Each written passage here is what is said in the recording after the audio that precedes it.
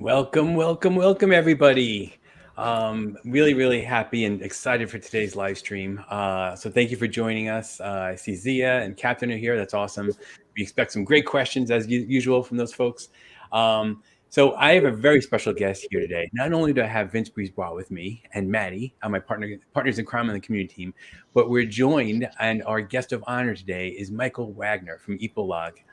Who's not only just a super talented developer with amazing experience that we can all learn from, but he's also from ipolog, a great company working with many automotive companies. I mentioned some of them earlier in the chat, and not only Audi, BMW, Mercedes, Porsche, Tesla, Volkswagen, just from the automotive side of things. That's not even all of them.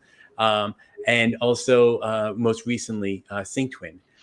So the topic of today will be developing an OpenUSD for industrial digitalization. I think the timing is perfect for this. And speaking of timing, one quick shout out to my co-host Wendy. Wendy, who has been on every single live stream since the beginning. She's a little under the weather. She's taking a break today, so we all wish her to get well soon. Her presence is definitely missed, and I definitely cannot welcome everybody in the great way she does, but I'll do my best to keep everything as positive and happy as she always does. So Wendy, we miss you. We'll see you soon. So Michael, thank you so much for joining us. So we just gave a quick kind of preview of kind of who you are and who you work with. But why don't you introduce yourself a little bit more fully and talk about your background and some of the work you've done, and then obviously I think everybody knows Vince and Maddie from my team, so they need no introductions. But and we want to go through. We have lots of great information today, and as I said earlier, we definitely encourage everybody to ask your questions of Michael. I think this is a great opportunity to kind of pick his brain on how he's leveraging USD for his work. The automotive industry is only one industry that has great benefits from using this kind of workflow, leveraging USD, but it also applies to many other industries as well. So no matter what background you're coming from or thinking about developing on, I think there's something everyone will be able to take away from the information Michael will present today. We got a sneak peek earlier and went for a nice wild ride here. So Michael, take it away. So tell us a little about yourself. Yeah. Thanks for having me. I'm Mike Wagner, CTO of ipolog. You see a few of my colleagues here. We're a German-based software company, and we do software for factory planning and production logistics and material provisioning. And most recently, we've also created our spin-off SyncTwin, which will be an industrial metaverse enabler for small and medium-sized enterprises using only OpenUSD and NVIDIA Omniverse. Some of the products you mentioned it, we which have been created or planned with ipolog, like automotive, as you see, nice cars, nice products. BMW is our largest customer, and that's where I also got in some other customers that you see, automotive industry. Wow. I have a history with Mercedes. I've been with Daimler Research, and I've been doing like augmented and virtual reality and digital factory like over 20 years now, so I was especially happy to get in touch with Omniverse at BMW with their smart factory factoryverse activities. And we created as soon as I saw what's possible. I thought, that's exactly what we need, like for 10 years to create this holistic digital twin. And we created the ipolog connector, and I think I brought a little examples and could tell how we developed. Beginning from this and how it evolved. That would be awesome. And let me ask you real quick, because you just touched on it. So you said when you kind of saw the potential, you wanted to start working on it right away. Around when did that happen? And was it specifically regarding USD that you saw that the great options ahead? Yeah, it was 3 years ago now, I guess. before that, I also got in touch with the OpenUSD, as it's called now, from Pixar. But at that time, it was like not really convenient to use as a developer on Windows, especially. So I think Omniverse and NVIDIA did a great job to really bring it to the developer. Windows. It's probably a great point. Actually, for those of us who are watching who may not be familiar with USD, I know we talk about it a lot here, but if we have any new viewers here, why don't we just give a little definition and talk about why it's so important right now? And I know probably one of the people I think would be best on this panel, besides Michael, is Maddie, who is also very involved in the community, also in the USD community. So, Maddie, what do you want to give us a kind of quick overview of what USD is? Yeah, so USD is a framework for simulating and assembling and creating virtual worlds. It was developed by Pixar, and they used it for their animation pipeline, and then they open sourced it. And then at NVIDIA, we found, hey, this is actually also really good for other industries because you can have people working in a virtual world, collaborating with each other in a way that wasn't possible before. So that's something that we've seen now with BMW and some of these industrial partners that they're very excited for. So, and the collaboration component kind of speaks to two different things, right? Part of it is I think what Pixar's original purpose for doing it was collaboration with many people, in some cases hundreds of people working on the same scene at the same time, which before this would have obviously be very challenging and slow. So that's one part, collaborating with people, but there's also a second part, which is collaborating with different apps or tools, right? Those are the two main collaboration aspects. Absolutely. So you can have data coming in from disparate sources, different applications, different sensors, and all being assembled together in a non-destructive way so that we can see all of our data in context in a way that hasn't been possible. And Mike, go ahead, Vince. Just wanted to mention too, we've had a few people ask the OpenUSD versus USD, right? So OpenUSD is really just a rebrand of USD.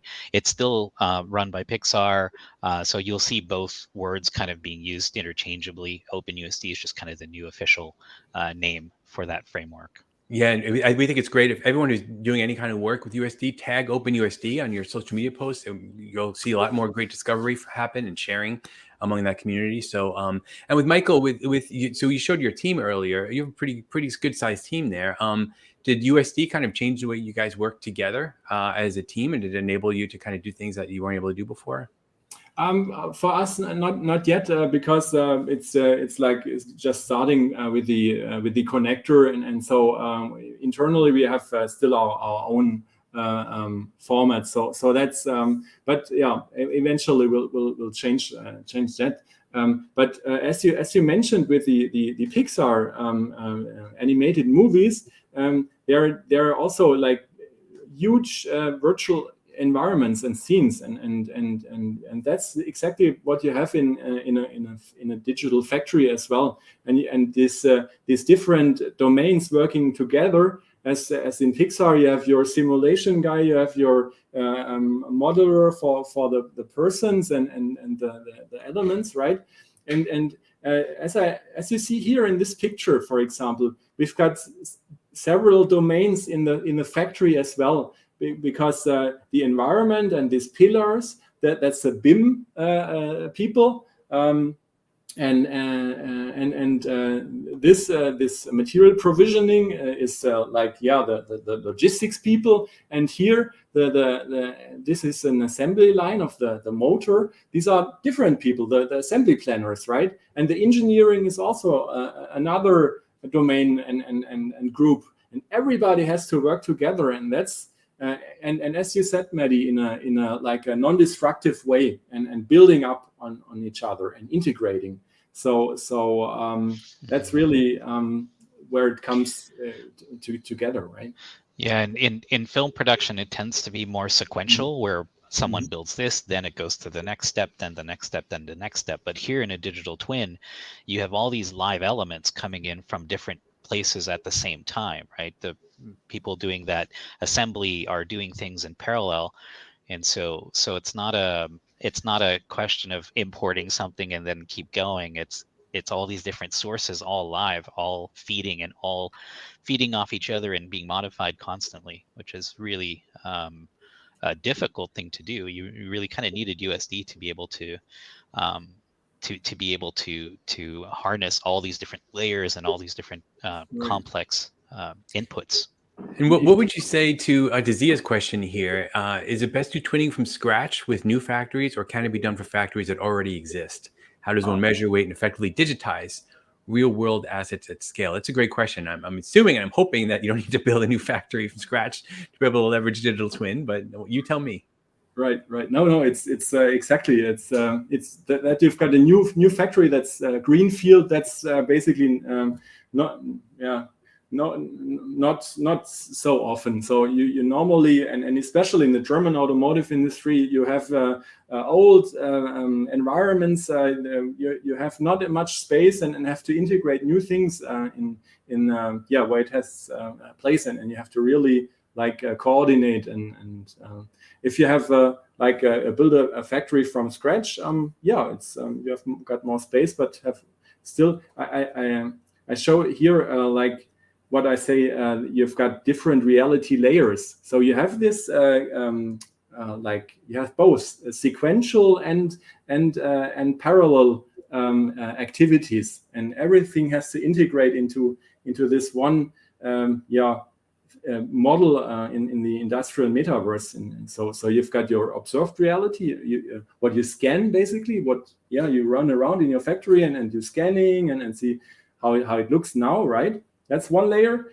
And as an organization, you have a planned reality layer, which is all your plans. In the next month, you will introduce a new car model, or and you will rebuild some part of the factory, and this is how you plan your reality has to develop, right? And so there are different projects in the organization that also have to rely on a certain state in the current state or in the future. And they have to place and simulate scenarios, right? And this is alternative realities. So not only have you one reality to rely on, but several layers, and that makes it even more complex. But you can do it with USD layering, for example. Right. Very cool. That's a great question, Zia. I'm going to post a link in a second, because regarding USD, there's actually a really good resource that recently became available. It's a new video series by Aaron Luck and our team at NVIDIA. Talks about the superpowers of USD. So that link will go in the chat in just 1 second. I highly recommend for those just learning about USD to take advantage of the resources that are there. There's lots of stuff online, but I'll post one, like I said. There's also a nice DLI course on it you can walk through that's free.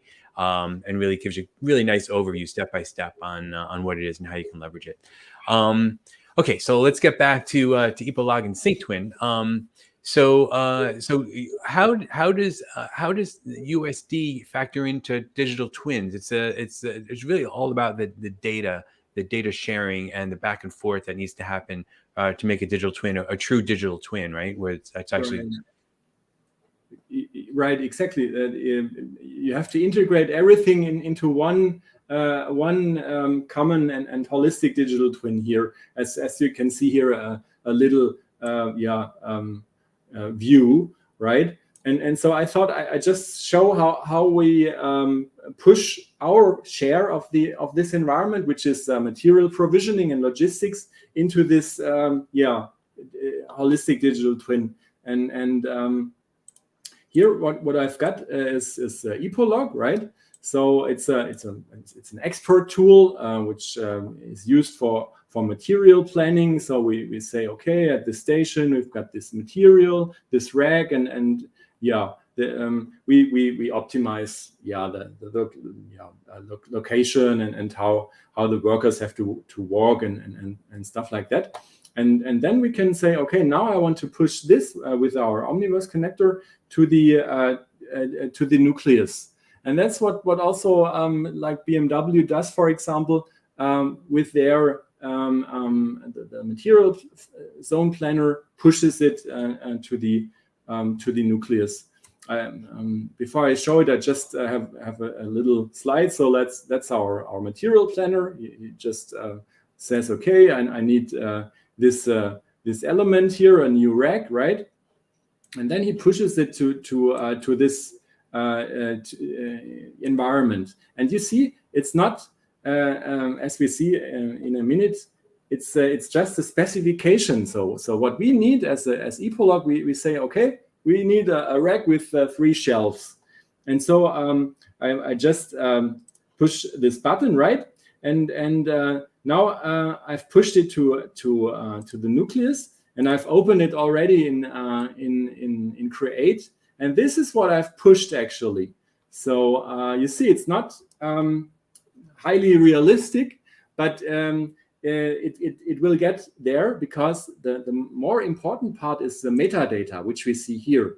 So this and this is also in USD. There are several USD layers here exported. We've got our areas, which is the areas, right? In the station areas, different areas. We've got the racks, right? And the boxes, and all integrate into this global namespace, right? So here already we have 3 layers of information with our ipolog data, and then as I see here, for example, we've got metadata in this structure, right? And I can show it afterwards how it looks in detail. But now I've got a quick question for you. Before, so you have all this planning happening in ipolog. When you decide to do this export, is the planning done, or does the planning continue to happen, and every so often you keep kind of updating this, or is it kind of sequential? I'm wondering how does that work in the not too familiar with the planning process of factories yet.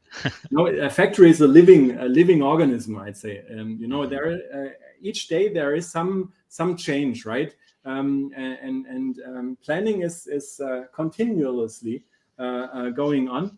For example. Okay, so you would continuously be updating this and going through, and planning happens in ipolog, and then you keep updating your digital twin, and hence the name digital twin. It's connected, and there's live updates often. Okay, great. And what you also can do, so now we have pushed basically our scenario to the nucleus, but with the asset resolution, you can do it the other way around as well. And this is really nice. And certain aspects of the factory are doing it that way. That as soon as you open this USD structure, the asset resolution pulls it from the original system. So and also can like look on access rights and the roles in the original system. So that's also something I haven't seen anywhere else possible. Like this is then just an interface layer basically on the original data, but it's in USD, and everybody can like use it, right? So that's pretty cool. Wow. And that's a push approach here. Yep. And now we've got this little SyncTwin flow rack extension, because if we want to do a presentation or show it to people who are not material planners, this information is almost enough if I want to know where is what and how is it placed. But if we wanted to show the worker in the station, they can't relate. They have to have the real realistic rendering of that, right? If you want to put somebody glasses on and put in virtual reality or something, right? And so. So if you want to test for ergonomics, or if you want to exactly train someone in what they're going to be doing on their task. And also you can have an automated like an AI agent, for example, which listens to these updates, right, and generates from that. I just started that you see what it's doing. Here I've selected this rack, right, and I say, okay, now create this as a highly detailed rack, and as it can also be constructed, right? So it goes and reads the metadata and derives a construction from it. And then this is something, I think we'll see a lot with these USD environments. See, now it has exchanged the rack with this highly detailed version. It actually hasn't exchanged it, but it overlaid it. So the meta information is still there, and that's the important part. You can use the information and work with it.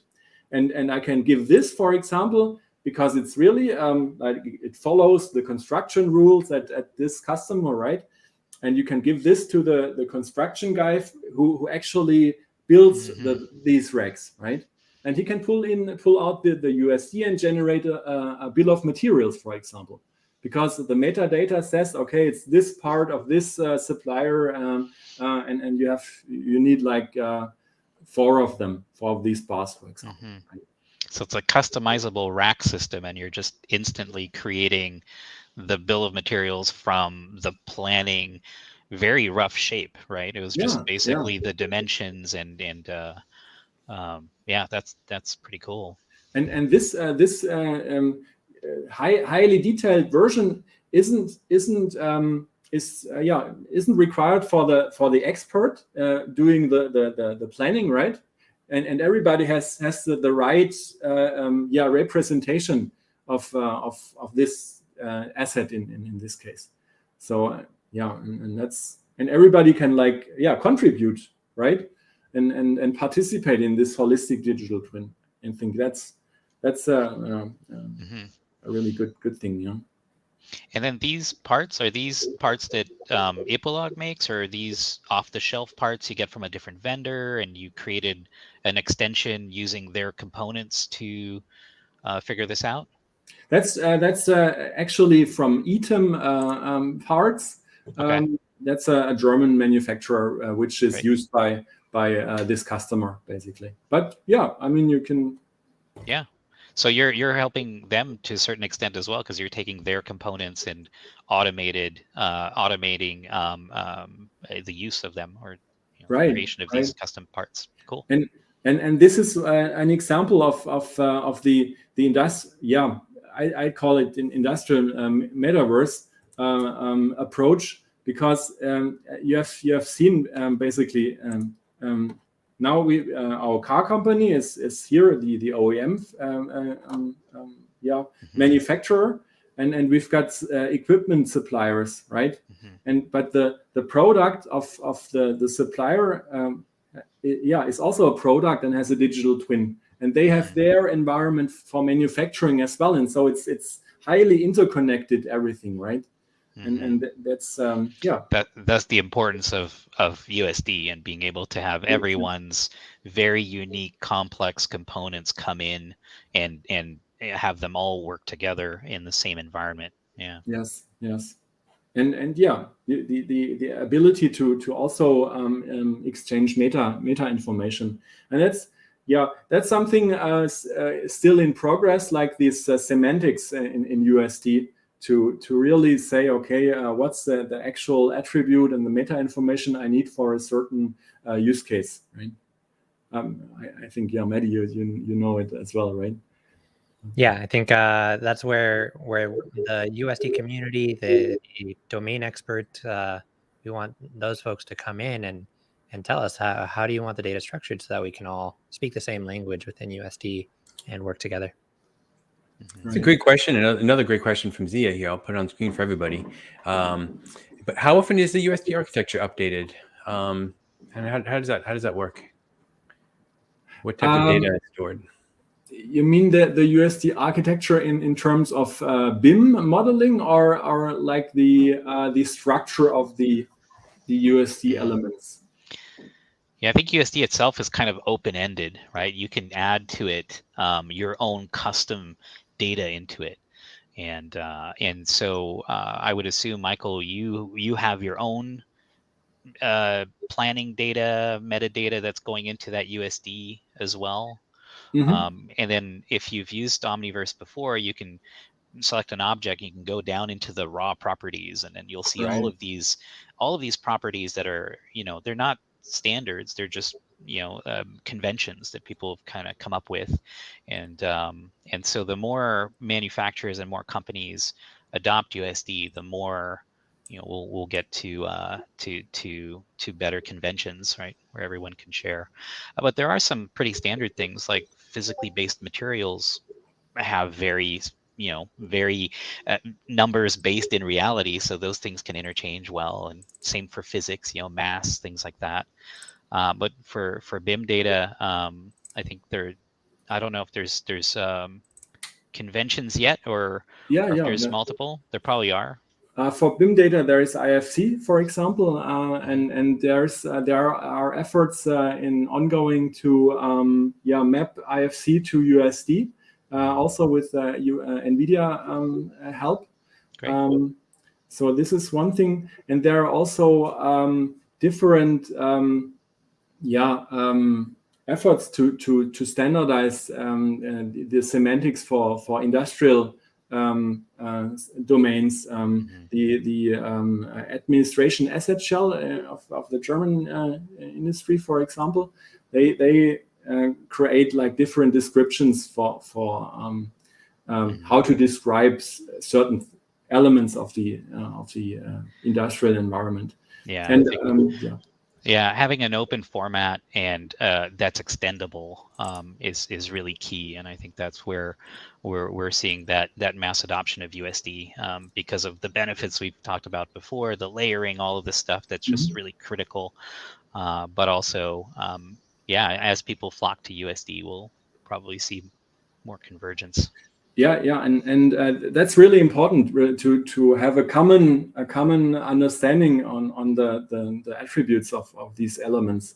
And what we also experiment, or what we do is, since we work in Python with these extensions, we have we have created a pydantic data model for our elements, and we've created a pydantic to USD mapper, which creates like the pydantic structure as USD attributes, and then we can read and write how we like it, and have an instant mapping. So I don't know if people from the community if somebody else has done that as well, or tried that, and how the experience was.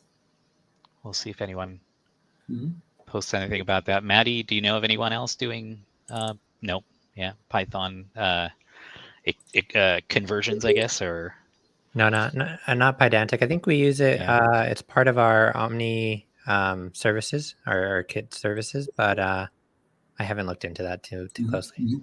That's a good thing. You can also use it for services as well. This description, and here I just opened up an USD file which has been generated like that. You remember the areas. This is, for example, the green sections. And then the yellow. On the floor. The floor areas. Okay. The zones there. These areas. Okay. And that's created like these attributes, right? And it works pretty well, I guess. Great. Very cool. And I noticed you had some, most of your customers for the ipolog were car manufacturers. There are a few that were not car manufacturers.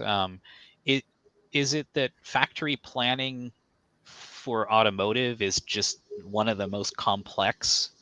And yeah, it kind of feels like it. I was trying to think of anything else you would build, and it seems like an automotive planning would be one of the most complex things you would make. Yeah, you have to think if a car factory produces 1,400 cars a day, each car has 4,000 parts around, and huge amount of things moving. Yeah, and alone the amount of transports and in one day in a small factory is 160,000, and it goes up to over a million just transports. Bringing stuff from one end to the other. So optimizing that flow must be a huge in terms of financial cost and savings. Right? Super complex, yeah. But I remember I recall reading that BMW shared that like most of their cars are custom. They're very different, for configurations, which also adds another layer of complexity to make sure you plan everything correctly. Yeah. That's exactly, and almost no car is like the other because you have such a lot of different variants, but that's also a problem of the small SMEs as well, of the small enterprises. Higher product variants, right? And also the supply chains are disrupted, and with the there's war in Europe, with Ukraine, and the enterprises had to adapt really quick on this. And this also, the more you offer customization to your customers, the more complex you make your entire planning, right? Right. That's interesting. And so I feel like we may have kind of touched on this, but maybe it helped to go into more detail. So when when BMW kind of advertised in other companies that the cost savings have been pretty dramatic, leveraging digital twins for their factory building, those cost savings are they mostly related to the fact of not having to redo stuff because you discovered something which could have been optimized while you were planning it? So you're saving have to tear stuff apart in the real world and put it back together again because they've already run the models through to optimize it. Is that where most of the cost savings happens? I think this potential has not even been touched yet. If you look at this is the product life cycle, right? And you design products and they're produced and they're manufactured and sold and so on. And between each step, there is this friction, right? You have to like exchange data, and right now it's a lot of conversion going on, and you have to bring everything together in this holistic digital twin, and this is only possible to now getting possible if everything has been integrated. Right now where they are saving is bringing together different domains, for example, and then optimize them. For example, we did the transport resources, so they could optimize the how many transport vehicles they need, for example, to do this huge effort of transporting things, and so each vehicle is like $70,000 or something. So, and if they can so the improved logistics right now is kind of the biggest kind of cost saver. But when you extrapolate to the larger cycle, where finding something in manufacturing that's a blocker that changes the design of the product, and then having that loop back is where a lot of even more savings will happen, or more optimization. All over here. If this is frictionless, I think we've just started. Wow.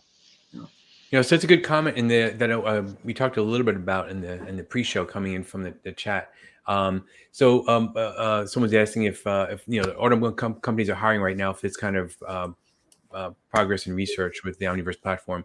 So just to clarify, so Michael has clients in the automotive industry. He's not an employee of BMW. He works with them to develop these tools. And but that's a great question, though. We talked a little bit, like I said earlier, how, when people hear these great big names, very recognizable from your resume, how do you recommend other developers who want to really, really embrace this and leverage this USD and this need that's really blowing up for digital twins? How would you explain how you got some of your early success and getting some of these clients, and what would you suggest to other developers who maybe don't have a big team like you do?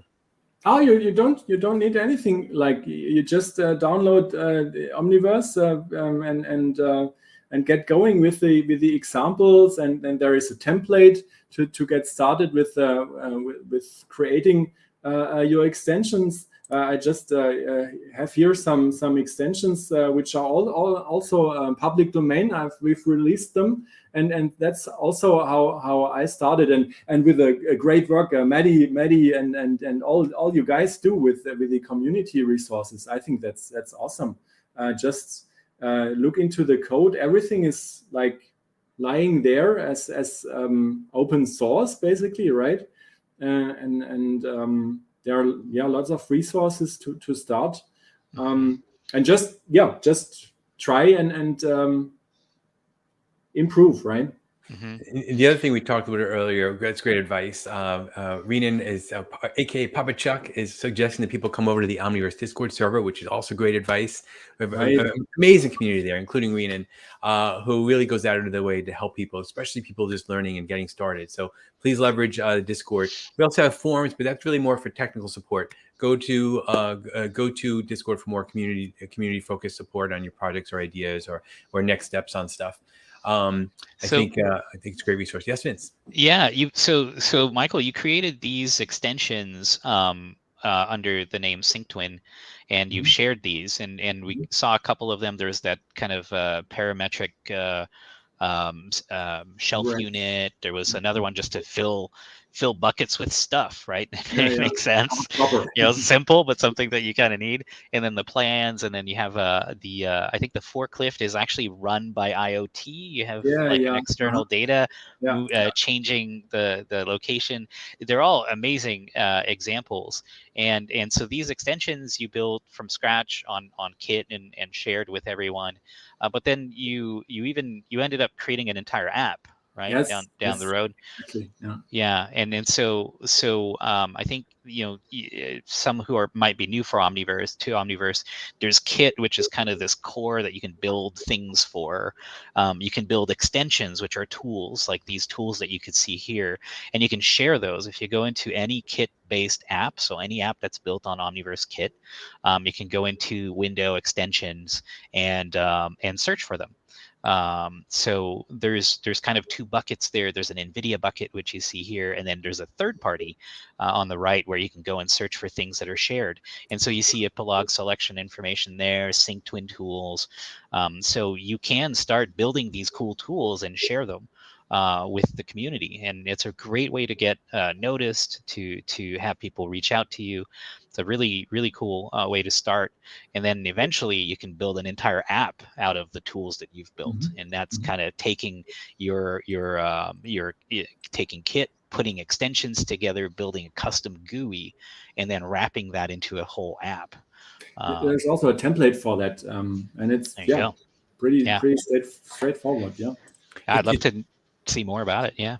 And yet, just also want to add one more point to that great suggestion by Vince. It's also, I think Maddie backed me up on this, it's also a great way to learn, right? Because you can actually deep dive into those extensions that are there and look to see how they were done.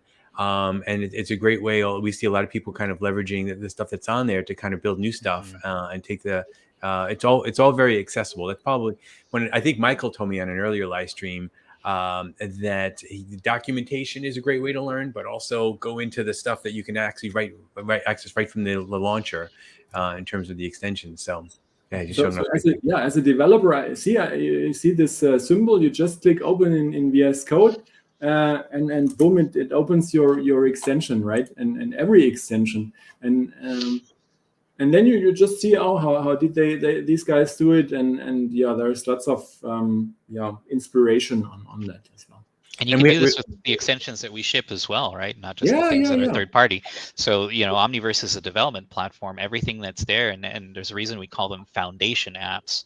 The Omniverse Create and View, which are being rebranded as USD Presenter and USD Composer in the other order, are foundation apps. So you're meant to take them apart, see how they're built, and learn from them, right? And not only that, I'll take that a step further, which probably a lot of people don't realize. But if you are an enterprising individual, we are totally cool with you taking some of our kind of example apps. I think is the best way to call stuff like USD Presenter and USD Composer. You can actually modify those existing ones that we've put out there for people and do something of your own with it. If there's a better workflow that you can think of that works better for your work or someone else's work, please, you're absolutely free. Not only that, you're also free to sell it. So feel free. And if you have a great idea for something, need some help, definitely reach out to us. We're always looking for those developers who have that drive.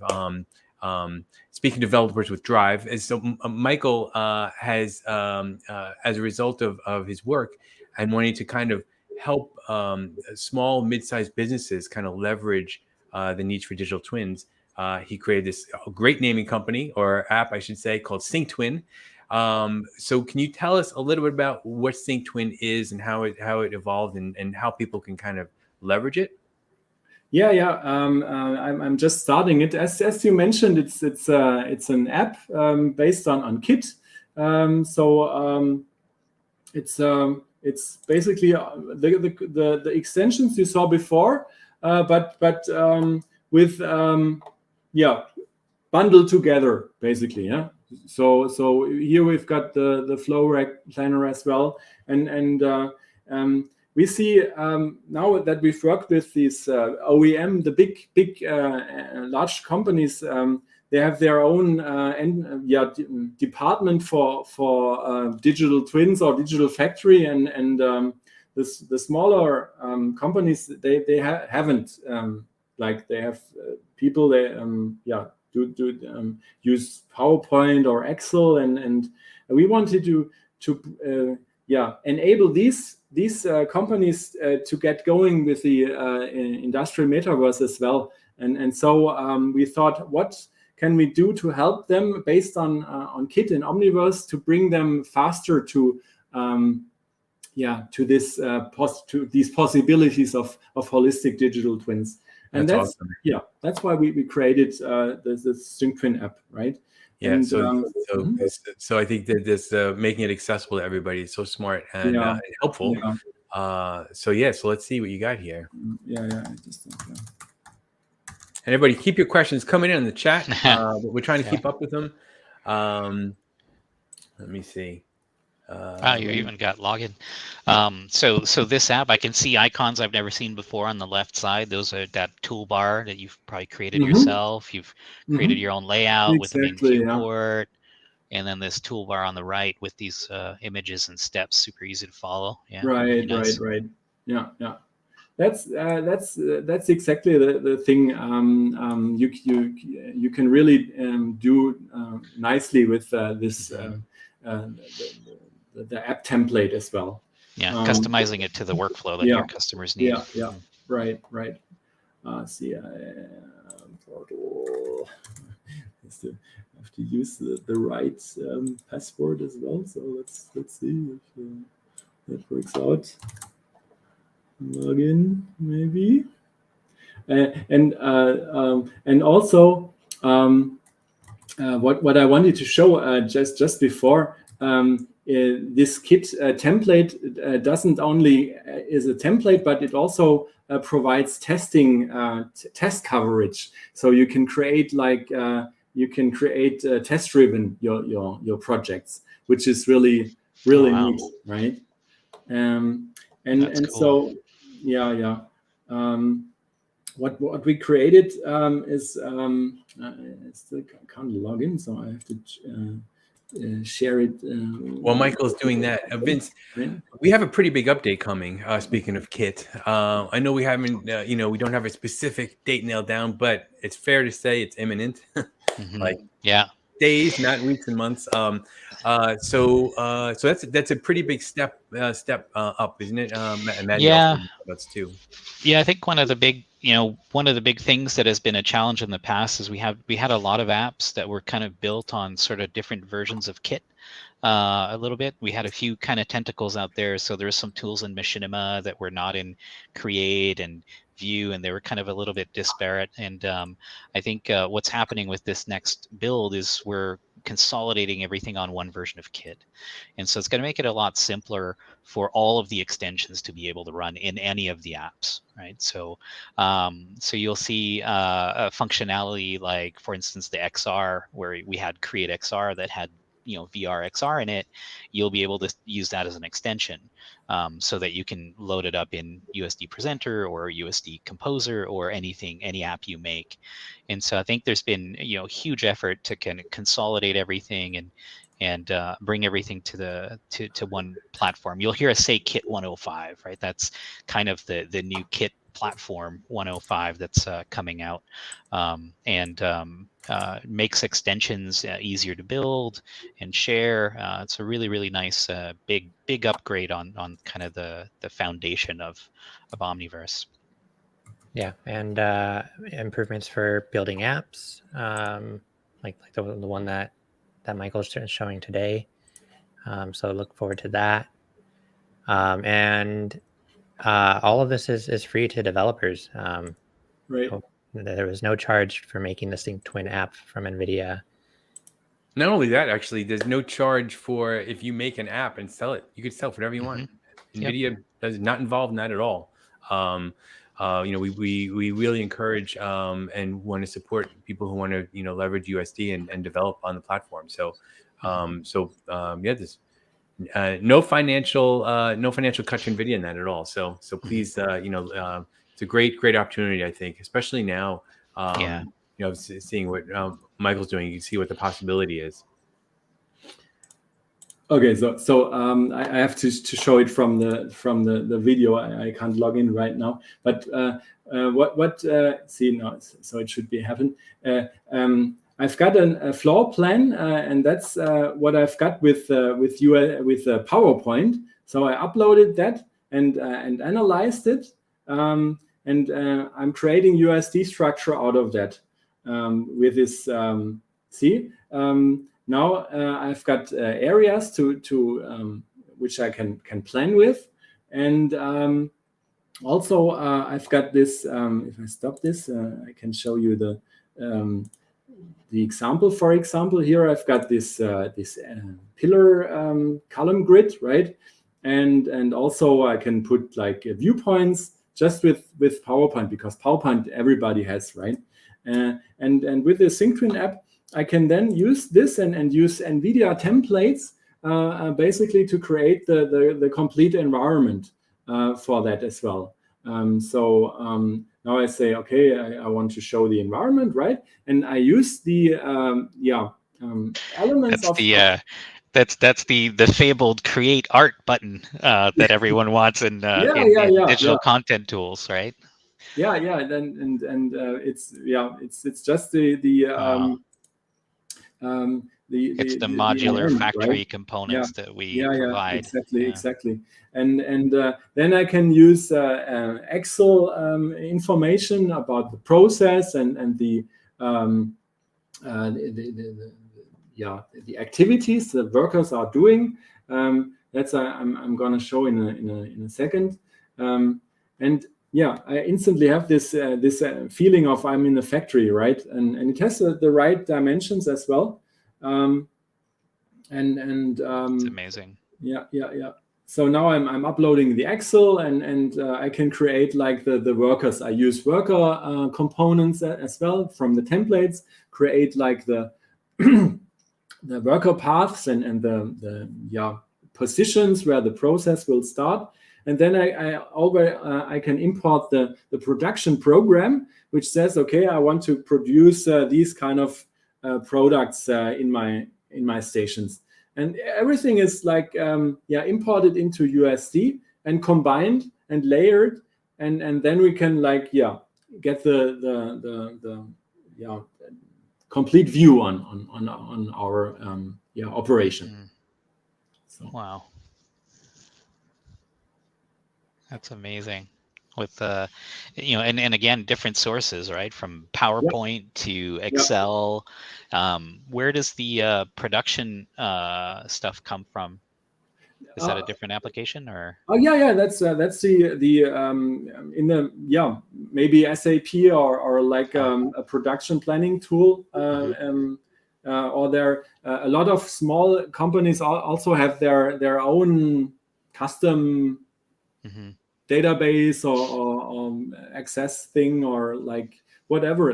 There are different sources, and by bringing them into a standardized USD format, we as an expert tool as ipolog, we can then just use this data, because we know in USD the metadata is just as we expected, and so we have a smoother onboarding as well when the customer works with us, for example.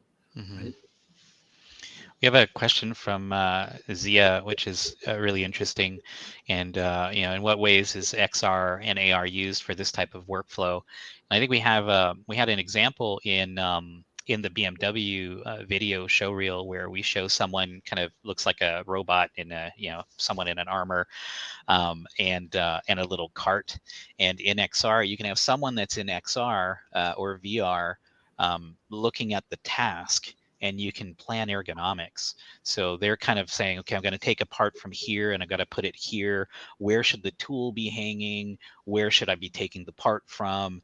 And it helps you to plan the height of that cart, or figuring out, even having different people from different, with different heights, what's the optimal height for the cart to be for everyone to be comfortable? Or again, if you customize it even more, could you just build it to the height of the worker on that cell specifically so that their ergonomics are right? And having this type of planning capability and the ability to very quickly have someone put on a VR headset and kind of figure out their motion, you can, and then someone in CAD just changing the height of that little yellow platform, right? Or in the planner, just changing that little thing and have that all go down the pipe. Is pretty amazing. So I think for worker safety, for comfort, ergonomics, I think it's XR and AR can be a really great tool. And also with the live connections as such, as you collaborate synchronously, that's also a really nice benefit. Yeah. We were just talking about that before in the little warm up. Michael is very excited about the new device from Apple. Which so tell me, why are you excited? I think there's two reasons I could think of that we talked about. I think once the USD is also at the core of their geometry definition, and what I think what Apple is doing well is that they have defined this spatial computing user experience definition. So they have defined and honed this all user experience. How do I get into 2D, 3D applications around me, and how do I transfer between virtual reality and mixed reality, so augmented reality? And I think there is lots of good work going into a nice and smooth user experience. So and the hardware is, it's top level resolution and stuff. But I think the spatial computing approach, I'm really excited about that, and that you can use it with USD as well as a core. Yeah, in their marketing video, you could see when they brought that little kind of structure that was kind of red and orange and like onto the desk. You can see in the text on the right, it's .usdz, and they just drag it onto the table and it pops open. It'll be. I can't wait to try that because Omniverse can export a USDZ, and for those who aren't familiar, it's just a zipped. It's everything you need for your USD in a zip file as a container, so you have one easy container to kind of share. It'll be really interesting to try that if you can build stuff in Omniverse and export a USDZ and just drag it in. Obviously, there's it'll have to be able to run on the device because the device has some compute. But sure. Yeah, it'd be pretty cool to try that out. Yeah. It's next April, I guess it comes out, right? So still some time, Yeah, exciting. I know. I can't wait to see you walking around, see your virtual face, Michael. Curious to see what that feature looks like. We had a couple of questions on resources. It's always a great topic to talk about during these live streams. We talked about a few earlier, obviously. Diving into the extensions themselves, the documentation. We also have a great organized list of playlists that Vince works very closely with members of our team on, with Amelia and Alice and others. So I just pasted a link of a pretty well updated, organized list of video playlists, and there's actually a category for digital twins and that on that website. So if you click on there, but absolutely let us know. We're always looking for feedback on what documentation is really needed, or any documentation which you find could be better. Please let the community team know so we can work with the documentation team and improve that for you. Definitely come a long way since a couple years ago, but we're not 100% there yet, and we definitely are aware that there's better examples, more examples we need to show, for example. So please keep your feedback. Really helps us to prioritize. Let me see. Before go ahead. The documentations also, just want to bring up, like Maddie's been doing some great work on herding cats and bringing a lot of USD documentation together as well with the rest of the team. So the Doc Center, if you haven't been in a while, there is a USD section there now. There's also, I believe, 2 trainings now on DLI. There's an introduction to Omniverse, which is free, and then there's a new one that Maddie worked on that's an advanced training on USD. That one's not free, but you're actually getting access to a virtual machine with RTX and Omniverse running in it. You're in context. It's really, really cool. Great way to learn as well. Back to you, Edmar. Sorry. Yes, no, it's okay. It's okay. I was actually so one thing I wanted to mention. I was just kind of chatting with my other partner in crime here on the marketing side of things, Greer.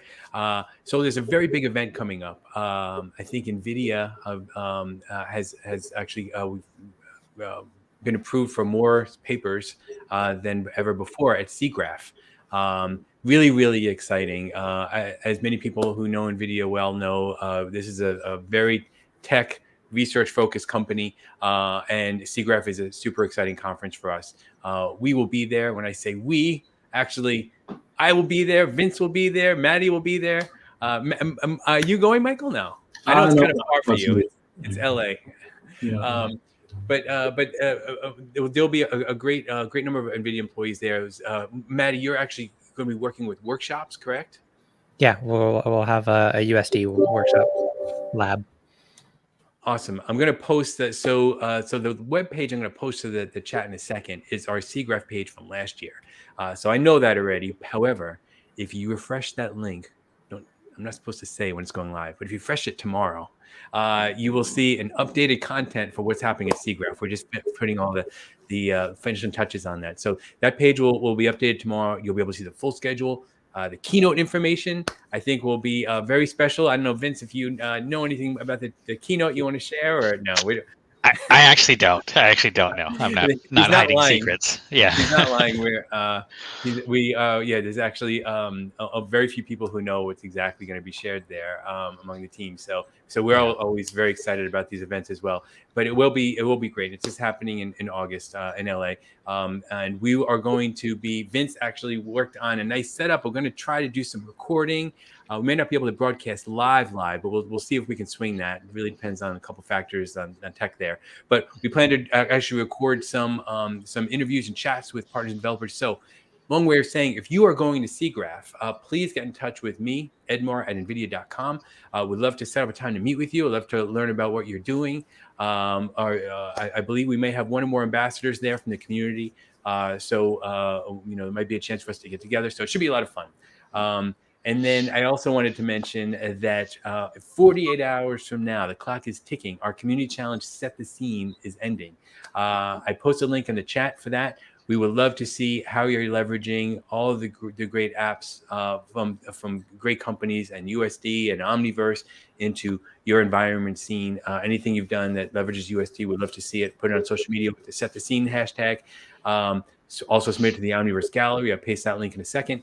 But there's some really fantastic stuff that's been shown already. So look for that hashtag on Twitter and Instagram, and you'll see some of the great work that's been shared. Really cool one that's actually just shared yesterday. We also have a channel on our Discord server where people can share your work and get feedback. But we also want people to post their stuff on the Omniverse Gallery page so that the whole world can see it, including our marketing team who loves to share and will ask permission if we could use some of your great work in some of our own marketing material. Because I think the users and developers out there are the ones that have the best uses for the technology we work on, much better than anything we can do. So we love to share and celebrate. Michael, I cannot thank you enough for coming today. Is there anything that we covered a lot of different things? I'm going to have a lot of fun timestamping this.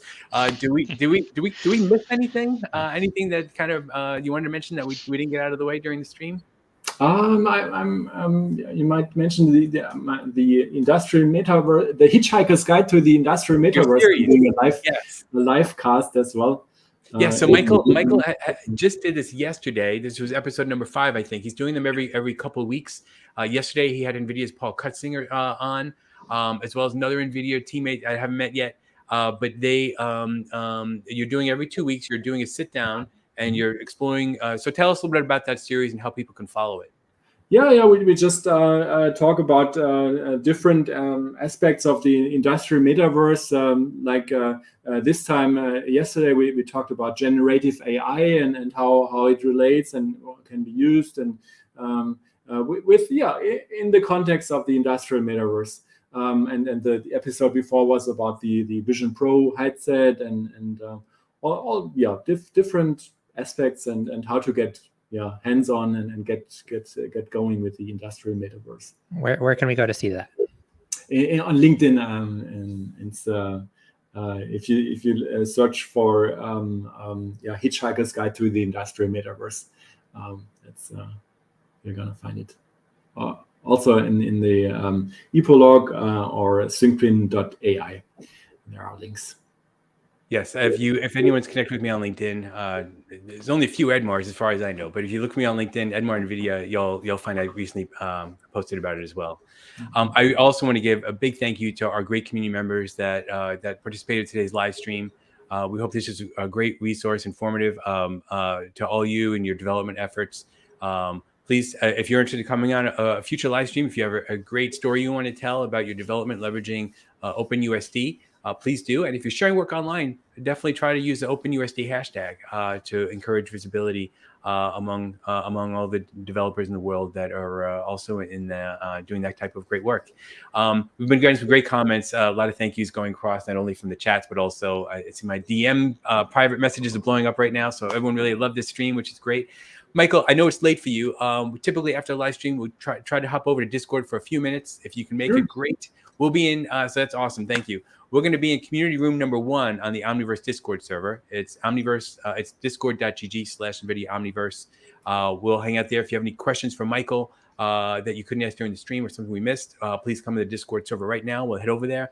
Otherwise, I want to give also a big thank you to Amelia, who's been doing a great job at lining up our next live streams. We're going to be posting that at event shortly, and also Greer on the marketing side. So thank you, everybody. Thank you, Vince Bisbrow, for coming. Thank you, Maddie. Wendy, get better soon. We missed you today. I definitely did not introduce the show as awesome as you always do. But Michael, thank you again for coming. Really, really impressive, very inspiring. I think very motivating for developers out there to see how you've amassed this amazing set of clients based on your embracing of USD. So thank you very much for coming on today. It's great to have you as an Omniverse ambassador. It was a pleasure. Yeah, anytime. Yeah. Yeah. Thank you, guys. Yeah. Thank you so much. Thank you. Until next, we're off next week on this week's live stream for USA holiday, but we'll be back the week after that. So thanks everybody. We'll see you soon. I'll see you on Discord in a minute if you can join us. Yeah, see you.